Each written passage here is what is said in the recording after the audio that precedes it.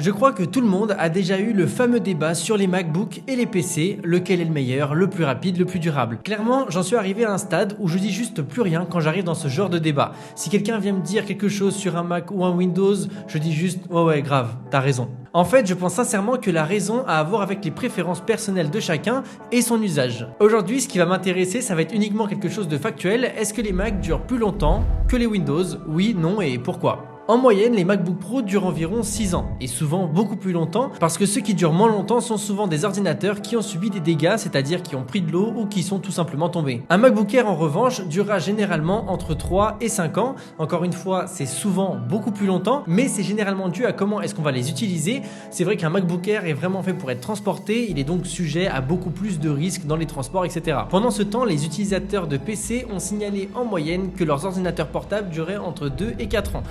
Un certain nombre de problèmes allant des composants externes à divers problèmes matériels et logiciels internes. De manière générale, lorsque vous comparez les MacBook aux PC, non seulement ils ont tendance à durer plus longtemps, mais les complications qui peuvent survenir sur les MacBook ont tendance à être moins graves et surtout plus faciles à gérer que celles des PC. En effet, un MacBook et un PC utilisés de la même façon ne vont pas avoir la même durée de vie, tout bonnement à cause des composants. Les PC ont des composants qui viennent de plein de fabricants différents, alors que la grande majorité des composants qu'on va retrouver sur un Mac viennent d'Apple, ce qui fait qu'un Windows avec le temps peut avoir des problèmes liés à la compatibilité, ce qui va réduire sa durée de vie.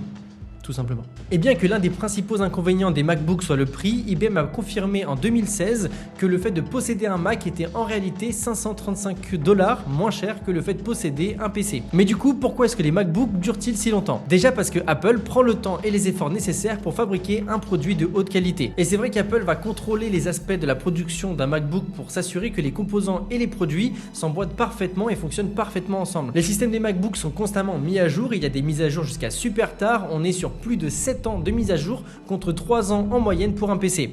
Le SAV est super efficace. Si vous avez un problème avec votre Mac, même s'il est sous garantie, vous avez juste à aller à l'Apple Store le plus proche et les techniciens vont s'occuper de la machine et ils vont trouver presque toujours une solution à votre problème et généralement ils vont essayer de trouver la solution la moins onéreuse. Donc c'est quand même quelque chose de très intéressant. L'App Store, c'est aussi un endroit idéal pour télécharger des applications. Il y en a vraiment beaucoup dessus et ça permet d'apporter beaucoup moins de virus sur les Macs parce qu'on sait que les virus viennent souvent de ce qu'on télécharge et c'est vrai qu'avec l'App Store on peut trouver ce qu'on cherche sans vraiment aller sur Google. Après, moi j'ai un antivirus sur mon Mac parce que comme je vous l'ai dit dans ma dernière vidéo d'astuces, il y en a de plus en plus et d'ailleurs c'est marrant parce que j'ai récemment lu un article qui disait qu'il y a eu un virus qui a touché plus de 600 000 machines, c'est juste énorme et on sait que ça va se produire de plus en plus parce que Apple a de plus en plus de parts de marché, ce qui fait qu'il y a un intérêt de plus en plus fort pour les personnes qui font des virus et je vous dis ça avec aucun sponsor derrière. Par contre, c'est vrai que j'avais fait une vidéo sponsorisée il y a quelques temps avec Intego, l'antivirus que j'utilise et j'avais une belle promotion à l'époque, du coup je vous la remets juste en bas avec le lien en description pour ceux qui veulent s'en prendre un,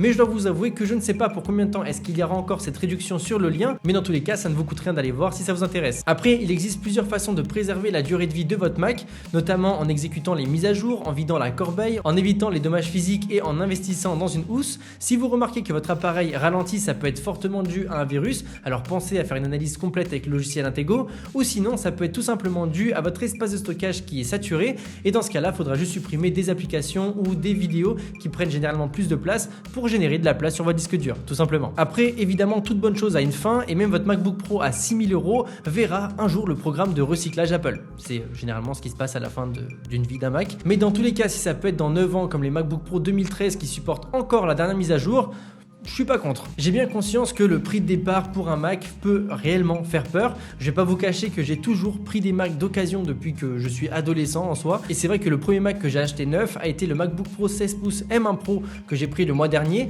Mais ça a vraiment été parce que c'est un Mac que j'utilise tous les jours et que j'en ai vraiment besoin. Enfin bref, tout ça pour dire que si vous voulez un Mac, vous pouvez vous le prendre d'occasion ou même en reconditionné et vous pourrez tout à fait faire une bonne affaire. En tout cas, j'espère avoir répondu au mieux à la question que j'ai pu mettre dans le titre. Nous, on se dit à très vite. Salut à tous. C'était André Martin. Et évidemment, pensez à vous abonner.